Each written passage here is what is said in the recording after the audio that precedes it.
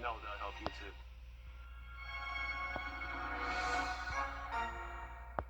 At Parker's Kitchen, we go big, like our huge, crunchy, juicy, never frozen chicken tenders with an extra large serving of Parker's signature sauce. At Parker's Kitchen.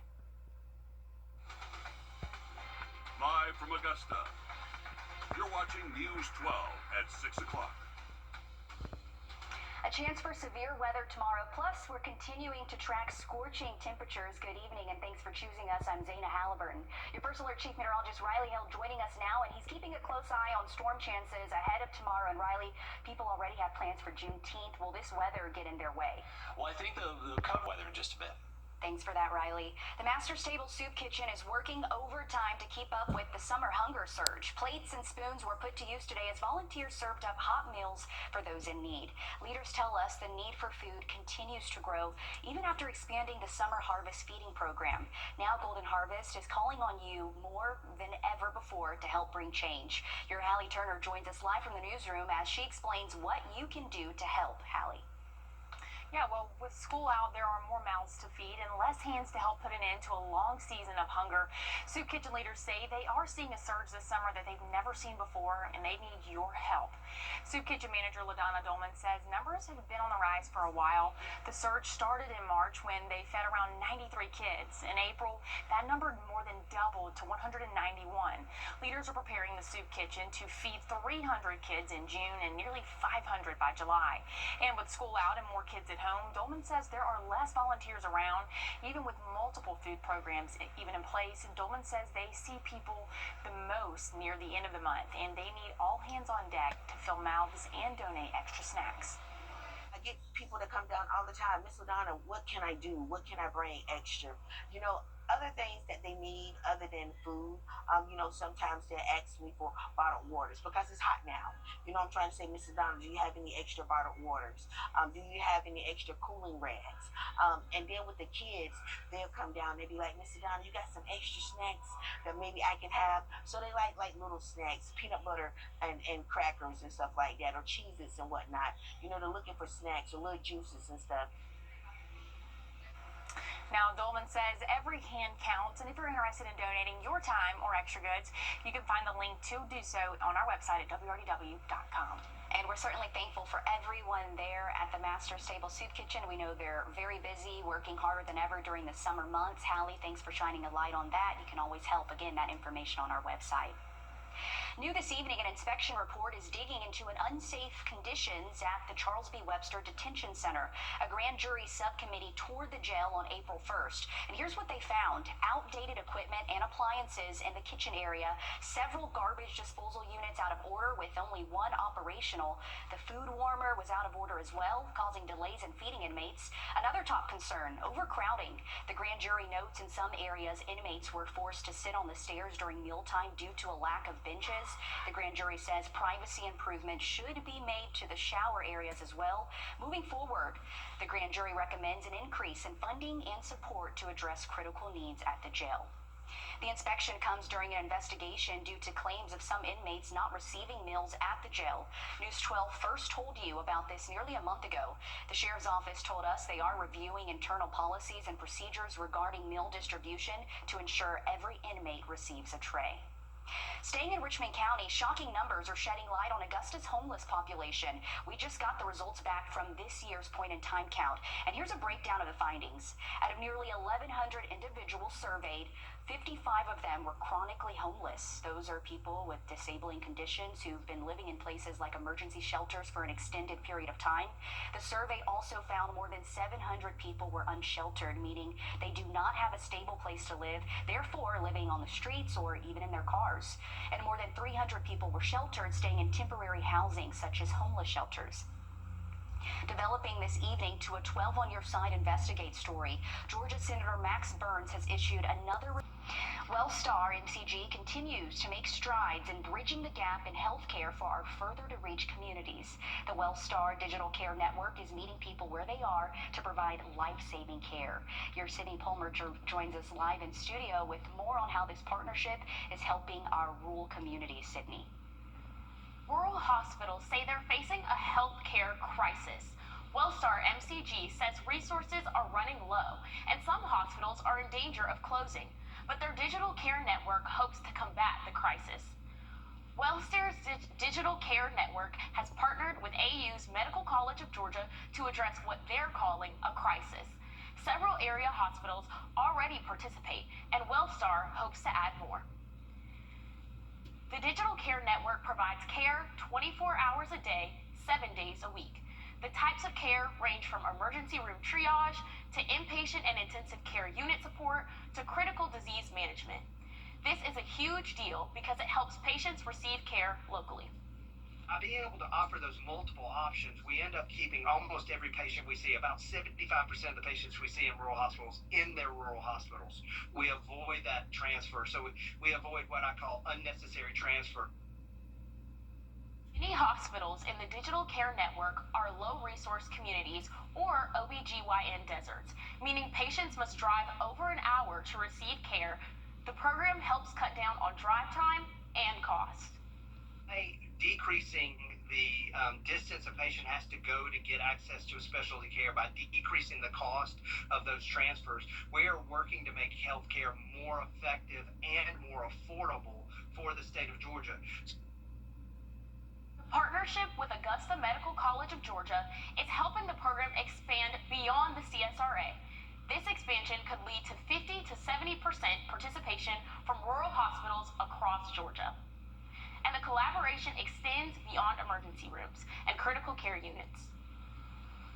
Thanks for that, Sydney. We really appreciate it. And this is really a great thing that Wellstar is doing because no one wants to drive a long distance to receive that care. We have all that information if you are in need on our website. Thanks again, Sydney. An Augusta man now facing a criminal charge after allegedly beating a woman in the head. We're showing you a photo of him right now, 42-year-old Terry Coleman. Richmond County deputies say they were called to the hospital early this morning for an injured person. When they got there, they learned the woman was in critical condition, suffering blunt force trauma after Coleman hit her in the head.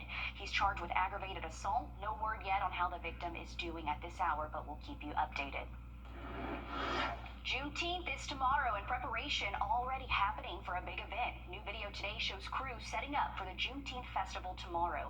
It's hosted every year by the Bandit Brothers. It'll be at the Augusta Exchange Fairgrounds from noon until 9, and then happening Saturday, the Center of African American History, Art, and Culture will host a celebration. Now's a good time to pull out your phone and scan the code right here at the bottom of your screen. It has the details for Saturday's event. The celebration will be at Founders Park in Aiken from 11 to 2. Coming up, giving people a fresh start. That's the goal of one local nonprofit. Still ahead, we show you how Blunt Beginnings is giving people another shot at life. And for tomorrow, we're tracking the potential for a few storms to turn severe. Main threat's going to be strong straight-line winds. Much more on this forecast for you just after the break. Time and Temp, brought to you by your First Alert weather team. Hi, I'm Deborah Alfarone.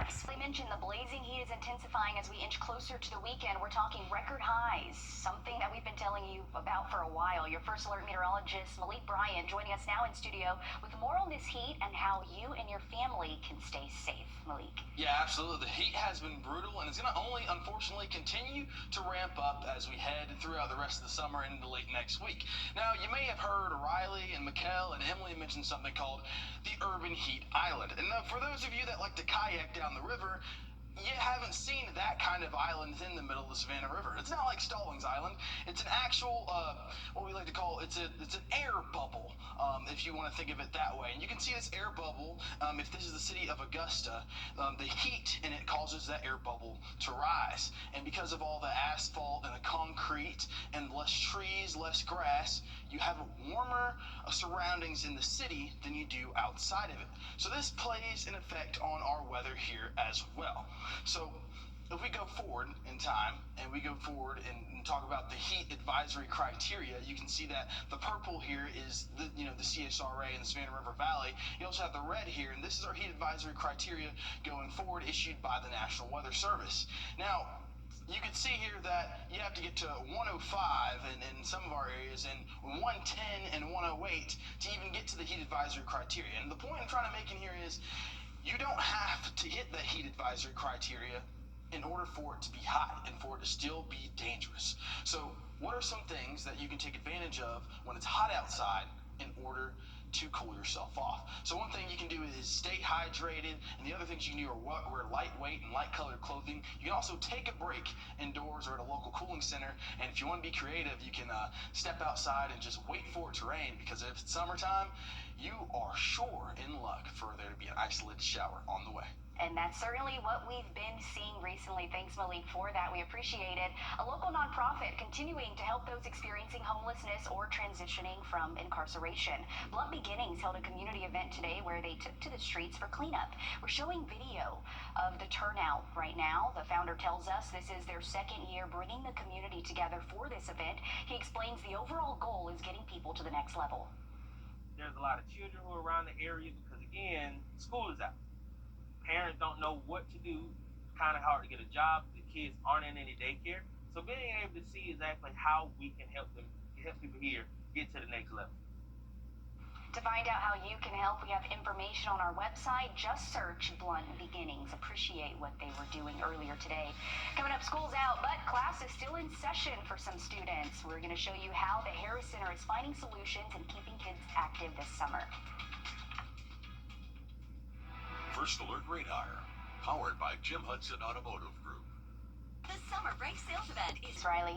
Summer camps are taking place all around us, and it's great to see so many kids staying active while out of school. This week at the Hub, 30 kids are taking part in an arts and literacy camp.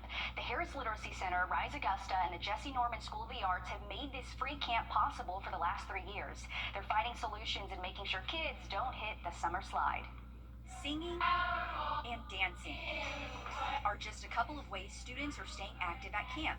A camp Betsy Van Dusen says is needed. A couple of years ago, there was a community survey that was done in the area, and one of the things we noticed is that parents were looking for some low or no cost options for their children in the summer. She says thanks to a donation from the Community Foundation of the CSRA, this has been made possible for families at no cost. At times like this, when all organizations are feeling strapped, funds might be being cut, our clients need us more. It's just so wonderful that we have these funds available to make this free to our public. The kids are preparing for a performance of the book, The Alphabet Thief. It's a book that turns into a musical. They're also participating in art projects and activities centered around reading and writing. We all know about the summer slide. It makes sense if you're not actively doing the same level of work you're doing in school during the summer, there's going to be some drop off in your skills. So we know that it's important to get books in the hands of kids. Every learner is going to walk away from camp with at least 3 books of their own that they've studied while they're here. Volunteers say they want the kids to build a lot of memories during these 2 weeks. We want them to realize that reading isn't just like for school, and it's not boring. It's something that can actually be fun and empowering for them. So we just want them to take away happiness, joy, friendship, all the good things. And I think they're certainly going to do that. It was a fun time there at the Hub. Students will perform that musical to their families next week. I was already impressed. They are fast learners. The Harris Literacy Center offers resources and learning opportunities for adults and kids throughout the year at no cost to you. If you would like to learn more about their services, we have information on our website under the Finding Solutions tab. On Your Sideline, sponsored by Chandler Law Firm. Well, day 2 of the Von Taylor Championship is in the books, 1 round closer to the next boys and girls champion at Bartram Trail, and a few AJGA points to go along with it. In round 1, the pins were extremely difficult, but the junior golfers managed to fight their way around the greens. Some a little luckier today, like Kit Madison, who shot a 74 yesterday and a 70 today. For most on the course, this is their 3rd time playing, like Swainsboro's Colton Lewis. Lewis shot 2 over 73 today. You definitely learn the course more. You know a lot more about the course. So I mean, it definitely helps some. I mean, you still got to go out there and play well, hit it well, but it kind of teaches you where you need to miss your shots and where you need to hit every shot. So. Quick glance at where our local golfers sit. Gant is 3 shots shy of the lead. Sarah Martin currently inside the top 10, sitting 2 over, heading into round 3. This week, Kristen Berry, letting the Mini Jags play the Division II games at Mitras, and the AU basketball program welcomed 200 kids from 6 to 17-year-olds. It's the largest turnout so far for the camp. They were able to get a chance to learn from one of the most decorated coaches in the P12 Plus, and it has the added bonus of keeping the longtime coach on his toes. It keeps me young. Ironically, I've got like 5 or 6 former players here working, and it's kind of unique because we got guys who are 32 years old, or coaches and teachers, to an incoming freshman. So it's a fun time. We're looking forward to it every year. Fortunately for him, it runs until Friday, and he had a lot of fun today, if you can't already tell. Oh, yeah, looked a ton of fun out there. And luckily inside, man, it was brutal heat again this afternoon. Our forecast for the 3-degree guarantee brought to you by Tub Doctor. 94, actual high 92, $50 more heading towards hunting for the cure. Another quick look at the forecast coming up.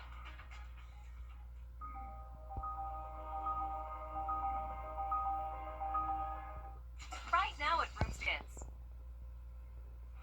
Welcome back in, folks. The thunderstorm activity today for the CSRA has been fairly minimal. We now have a few little tiny downpours popping up around Tolliver and Hancock County. We have the sea breeze front now moving a little bit further inland from I-95. So there's going to be ingredients available to see a few hit or miss showers and thunderstorms through at least around sunset, maybe even an hour or two after that. But it looks to be minimal coverage. So if you're heading out to the Green Jackets game tonight, it does look mostly dry during game time. They're going to have a 7:05 first pitch. And tonight's actually a pretty cool night. It's a sensory-friendly night. So they're going to be lowering the loudspeaker, not doing quite as many strobe lights out there. So good opportunity to check out the ball game tonight. 91 degrees. It feels like 94. That's what I can guarantee. It will be hot there along the Savannah River. So hopefully on the first base line side where there's a little bit of shade out there. Now rain chances once again through this evening, 20%. Not expecting great coverage of thunderstorm activity, but just can't rule out maybe 1 or 2 little pop-up downpours. For tomorrow, I want to make sure you are staying weather aware. We have the potential for severe storms tomorrow afternoon, generally after 2 p.m. and then the last once again up until 8, 9, 10 p.m. And it looks like coverage tomorrow going to be our best chance for seeing rain over the next 7 days, but even then scattered coverage at the most. So not necessarily guaranteed for everybody, but everyone should stay weather aware. We have Juneteenth tomorrow, the official first day of summer Friday, and then it is really going to be feeling like summer next week with highs in the upper 90s. Okay, that just sounds like pool days to me. Thanks, Riley. We're back live on 26 News at 7, then join us back on News 12 at 10 and 11 o'clock.